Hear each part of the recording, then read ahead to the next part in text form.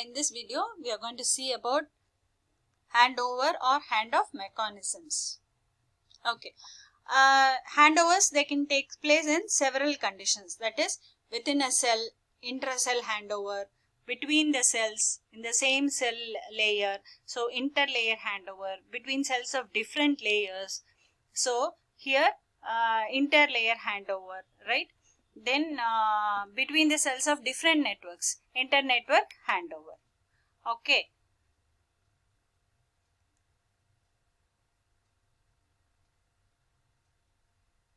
So this is how the handoff works.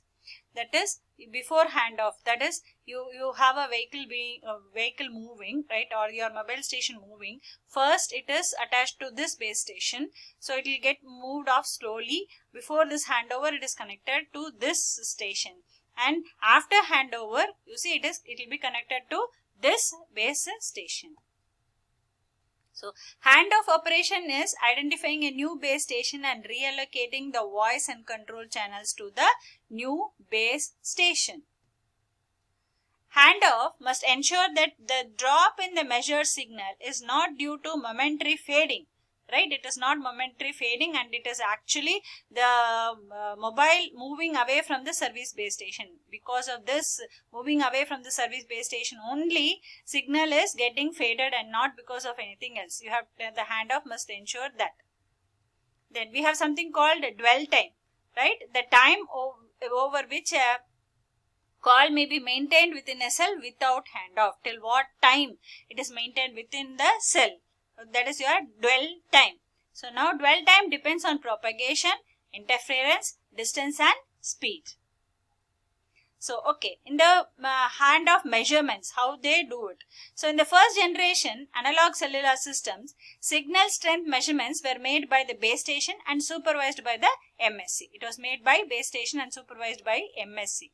The second generation, where it is TDMA, digital, right? Handoff decisions are mobile assistance. Okay, how it is done using mobile. This is called mobile assisted handoff.